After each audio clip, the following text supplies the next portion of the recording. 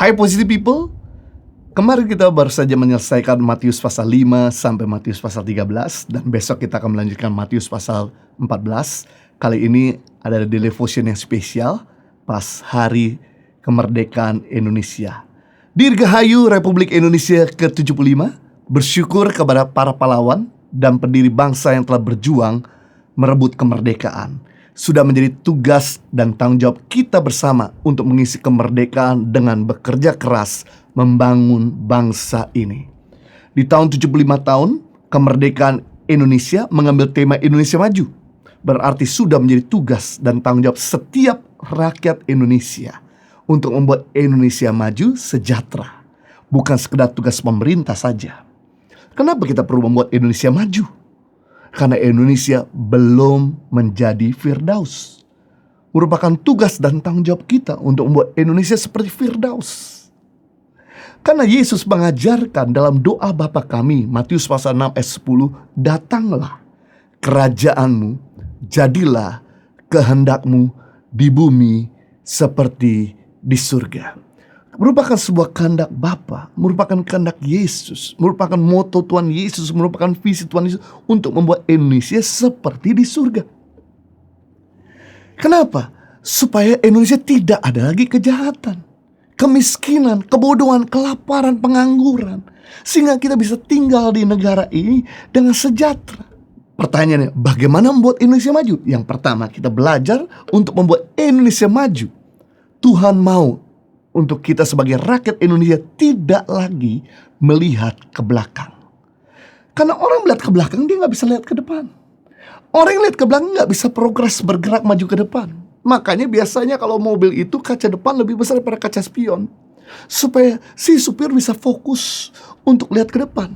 Makanya gigi lebih banyak ke depan daripada mundur. Gigi mundur cuma satu, tapi gigi maju bisa 5, bisa sampai 6, bisa sampai 7, bisa sampai 8 setiap mobil. Mari kita lihat firman Tuhan dalam Yesaya 43 ayat 18. Firman-Nya, janganlah kita ingat-ingat hal yang dahulu. Janganlah memperhatikan hal-hal yang dari zaman purba. Lihatlah, aku hendak membuat sesuatu yang baru, yang sekarang sudah tumbuh. Belumkah kau mengetahuinya? Aku hendak membuat jalan di padang gurun dan sungai-sungai di padang belantara. Menarik. Merupakan sebuah perintah Tuhan untuk kita jangan ingat-ingat ke belakang. Karena gak ada lagi untungnya, gak ada lagi gunanya kalau kita lihat-lihat ke belakang. Ketahuilah bahwa Tuhan sudah membuat sesuatu yang baru. Ketahuilah bahwa Tuhan hendak membuat jalan di padang belantara, sungai-sungai di padang gurun. Gak mungkin ada sungai di padang gurun. Tapi ketika kita berani untuk tidak lagi mengingat ke belakang dan mulai untuk fokus lihat ke depan, pasti sesuatu yang baru Tuhan berikan. Termasuk di sini Tuhan mau untuk kita gak lihat lagi ke belakang terhadap apa yang pernah Tuhan lakukan dalam kehidupan kita. Karena Tuhan kita adalah Tuhan yang kreatif, Tuhan yang dinamis. Tuhan mau untuk kita bisa move on, sehingga ada karya-karya yang dahsyat, yang baru, yang kita bisa kecap di hari-hari mendatang.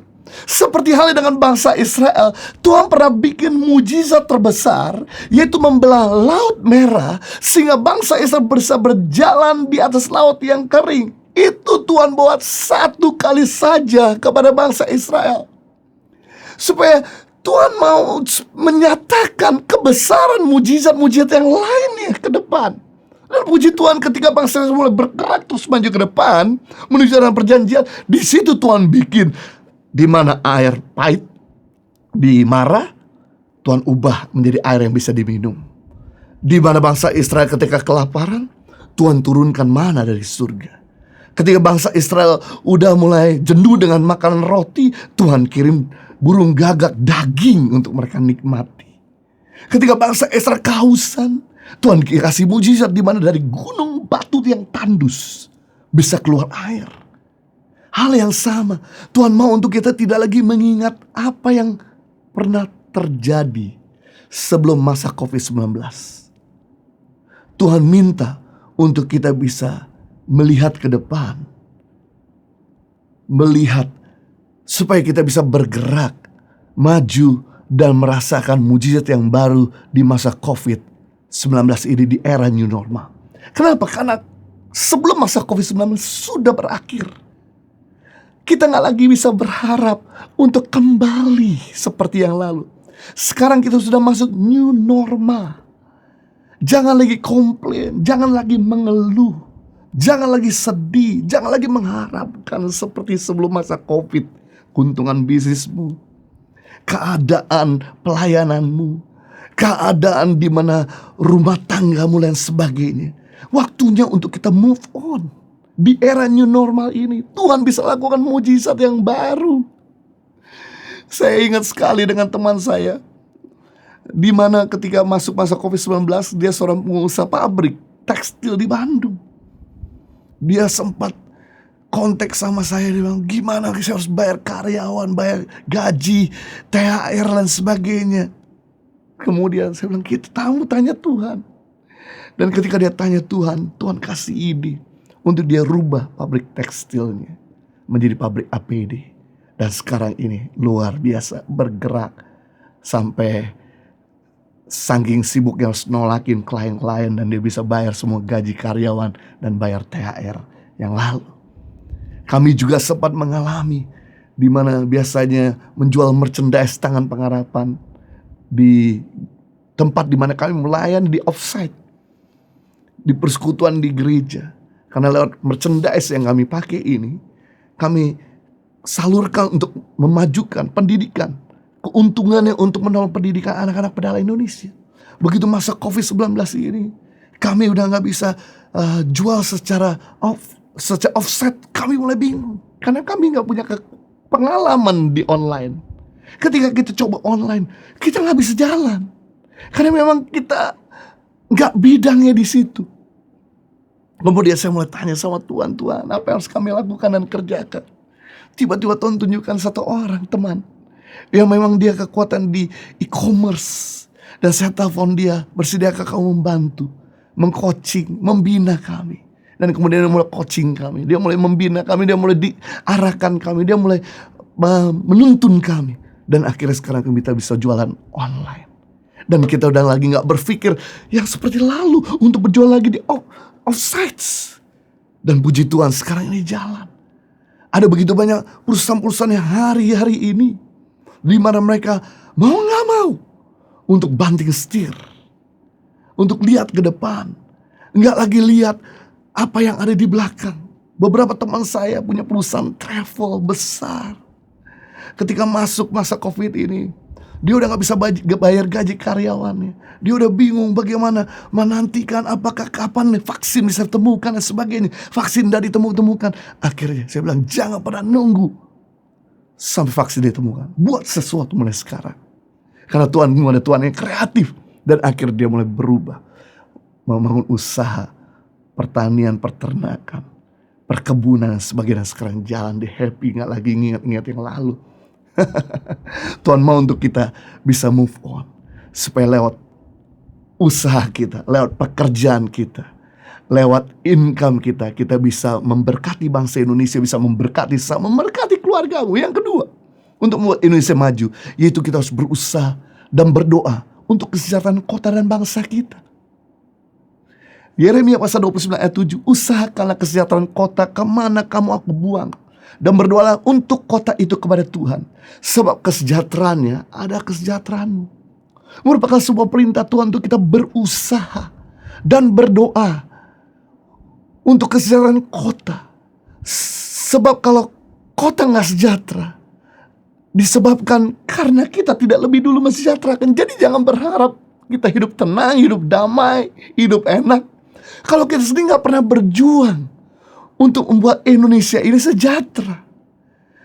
Kalau kejadian kerusuhan, kejadian di mana mulai ada kekerasan dan sebagainya, mungkin saja karena kita gak berdoa, mungkin saja karena kita mungkin gak kontribusi buat orang-orang yang tidur dalam keadaan perut lapar.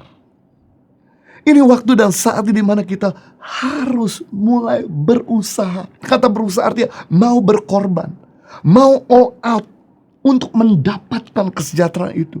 Dengan cara apa? Yaitu melakukan sesuatu bagi sesama. Don't ask what your country can do for you. But ask what you can do for your country. Jangan tanyakan apa yang negara ini bisa lakukan untukmu, tapi tanyakan pada dirimu apa yang kau bisa lakukan bagi negaramu. Pemerintah udah cukup banyak untuk melakukan sesuatu kepada kita. Jangan lagi terus menuntut. Waktunya kita sebagai rakyat Indonesia yang harus berbuat sesuatu bagi sesama. Dan untuk melakukan sesuatu bagi sesama, mulailah dari hal yang kecil. Ketika kami mulai di Indonesia, di mana istri saya yaitu menolong mulai 5 anak dalam bahasa Inggris, baca tulis gratis, kasih makan. Karena di mana kami tinggal di daerah belakang daerah pemungutan sampah, anak-anak main-main bola dan tendang-tendang bola sampai ke pagar kami, mengganggu anak kami yang waktu itu baru pindah kami dari Australia ke Indonesia. Biasa di Australia hidup tenang, damai. Begitu mereka main-main bola, tendang-tendang ke pagar sampai baby kami harus bangun dan nangis, teriak dan sebagainya. Karena anak kami yang pertama kembar. Ketika dia nangis, dia bisa bangunkan saudara kembarnya. Jadi kalau nangis itu bisa Dolby Stereo Cinema. Tapi ketika istri saya turun, tadi tujuan untuk mau menegur anak itu. Tapi kemudian istri tanya, kok jam segini gak sekolah? Pada waktu itu masih pagi, jam 8. Langsung anak itu nyeletuk, gimana mau sekolah? Orang tua kami tukang sampah. Orang tua kami tukang tambal ban sepeda motor. Orang tua kami tukang batu. Gak ada biaya untuk sekolah. Oh, makanya gara-gara gak sekolah, dia cari-cari masalah. Mereka main di luar.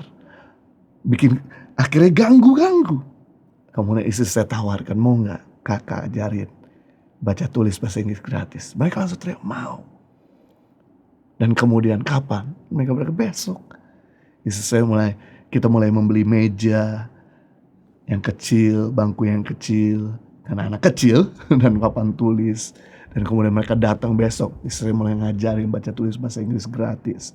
Kita kasih makan, besok kan datang lagi 5 tambahan baru, datang lagi 5 tambahan baru. Dan kemudian berkembang. Dan kami gak pernah menyangka, dari mulai 5 anak yang kita beri makan pendidikan, hari ini jadi 5.000 anak. Kita juga mulai memberikan bantuan sembako pada 5 keluarga yang gak punya lapangan pekerjaan hari ini. Begitu banyak orang-orang yang tertolong. Saya percaya ketika ada orang yang mau berkorban all out, seperti Yesus all out untuk kita, maka pasti sebenarnya tidak perlu ada orang miskin yang tinggal di Indonesia. Asalkan setiap kita yang sejahtera, setiap kita yang hari ini bisa tidur dalam keadaan perut kenyang, kita punya income, kita yang masih punya tempat tinggal, kita menolong mereka. Dan jangan lupa, selain berusaha juga kita berdoa. Berusaha artinya kita mau berkorban, mau all out untuk mereka. Berdoa artinya berserah, memohon agar Tuhan bisa all out. Makanya orang yang berdoa, dia sama dengan orang yang berkata bahwa aku gak bisa tanpa Tuhan. Tapi orang yang tidak berdoa, lambang sikap hati bahwa dia bisa tanpa Tuhan. Orang yang rajin berdoa, maka dia banyak mengecap tangan Tuhan. Tapi orang yang tidak pernah berdoa, tidak pernah mengecap tangan Tuhan. Ambil waktu untuk kita bukan cuma berdoa bagi diri sendiri. Bukan cuma berdoa bagi kebutuhan kita. Tapi setiap hari, masukkan dalam list doa kita. Doakan pemerintah bangsa kita supaya mereka diberikan hikmat, diberikan kekuatan, tidak mudah. Mereka jarang sekali hampir menikmati libur. Mereka harus terus berpikirkan rakyatnya, memikirkan bangsanya, memikirkan kemajuan, memikirkan bagaimana untuk bisa membuat atmosfer COVID ini bisa berakhir. Kita doakan mereka, doakan kesehatan mereka, doakan supaya mereka kuat menjalankan, doakan keluarganya. Doakan agar mereka aman dalam perlindungan Tuhan. Ketika kita memberkati pemerintah kita, firman Tuhan berkata, ketika kita memberkati pemimpin, maka pengurapan berkat itu selalu mengalir dari tempat tinggi ke tempat bawah. Mari di Dirgahayu Republik Indonesia 75, jadilah orang yang melihat ke depan, jangan lihat ke belakang. Produksikan hal-hal baru. Keluarkanlah hal-hal yang baru yang kau bisa berikan keuntungan bagi sesama, bagi bangsa Indonesia. Dan yang kedua, berusahalah dan berdoalah untuk kesejahteraan kota di mana kita tinggal. Sebab kesejahteraan bangsa kita merupakan kesejahteraan kita. Live a better life. God bless you.